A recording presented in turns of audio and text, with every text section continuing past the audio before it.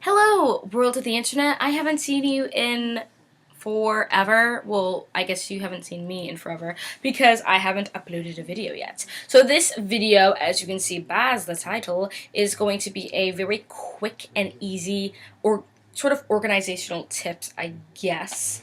Um, for the new school year. So the first tip I can give you is to get an agenda. I have two sort of ways of organizing this agenda, but I'm going to kind of go through this really quickly because I don't want it to be a super long video. So I have this agenda. It's a Mead agenda. I got it for about $13-14 with tax, Canadian currency. And I love it because it has these sheets in the front and the back, like these little kind of pocket protectors. So in the front right now I just have my school supplies and a card from school, and then right here I would actually have, it should look like this. I have post-its, a receipt, and kind of like an overall schedule for my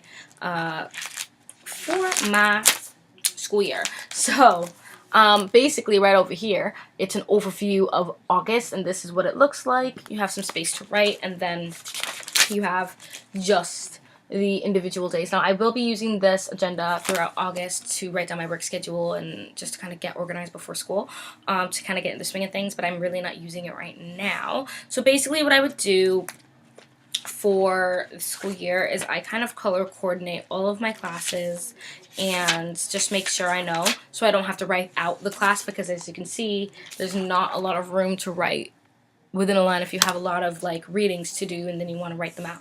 So basically what I would do is I would just color code, write the, because everything will be color coded. So say history will be purple and like in a newsroom would be green or something like that. So basically I would have those color codes already in my agenda, and I'd probably have to find a place to put it, but yeah,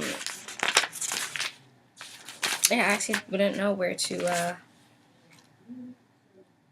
stick these color codes, or maybe I'd stick it in August. I don't know. Maybe I'll stick it here, or I'll stick it in a week before school starts, so I know exactly what colors are which. Once I get my schedule, I can do that. Everything will be color coordinated, so I can be like, oh, say story due or pitch due or whatever, and then if I have anything like in a doctor's appointment that I don't really feel like writing on in my agenda or anything like that, I can just kind of stick a post-it like this with whatever is written on there if I need to check something or anything like that. So that's why I have post-its in there. I mean, this is a really dull color. It's just like a nasty sandpaper yellow, but I have some fun colors in there as well to kind of spruce up my day. So everything is just color coordinated, and I also have tabs that go in here, and one will say month and one will say date/week, so that I can just kind of flip to so I can flip to the month at a quick glance, or the day and the week of a quick glance, so I kind of know where I am. And that's pretty much how I use this agenda, really quick and really easy. With the agenda, I have my Lily Pulitzer notebook that I got at the bookstore for about $10, so like $12 with tax Canadian. And basically what I do right now is I'm writing to-do lists and things, but for the school year, what I will do is I will take this and I will write, homework for the day. So homework for day, and then the actual date that we're on. And then what I also like to do is kind of gauge how long it will take me to do these homework. The homework. So basically I'll have like, say, story writ. So I'm completely illiterate today, aren't I? Story written or story to write, and I'll write it down. Any bullet points that I'll have or things that I'll need. And basically what I'll do is I will kind of write a few things from my notebook in here, just some quick like who, what, when, where, why, some really important facts, just so I can see them at a glance. And then what I'll do is I'll put approximate time, and say if I think it might take me an hour and a half, I can do that. Then at the very end I'll put total amount, and then I'll put, say my homework is like 4.5 hours.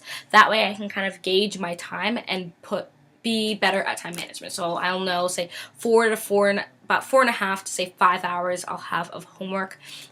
How long will that take me to get home? And that will also mean that, okay, maybe I'll need like 2, say 20-minute breaks. So I'll have a total of a 40-minute break in 4 to 5 hours, which is pretty good. And then obviously I can kind of work around that. I think that's really great for time management, and it's a great organizational skill because you're able to better work around or work with your current schedule, especially if you work part-time or work full-time. That's definitely something you can do. So if you know you have 4.5 hours of homework, maybe you get a 30-minute lunch and you're bringing your lunch to work, you might be able to squeeze in 10 minutes of story brainstorming or story time or whatever, writing down some notes or whatever it is that you need to do for your homework that night. So that really, really helps. The second thing I have for organization is this file folder. I really like it. If you were on my old channel and you saw some of my old back to school videos, you would see this.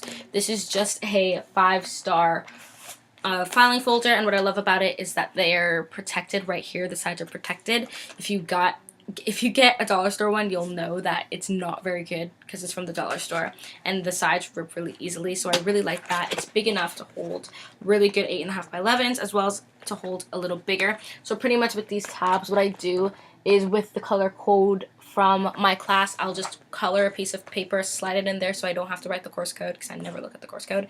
And every single assignment marked or test marked or anything I get back, I just stick in here.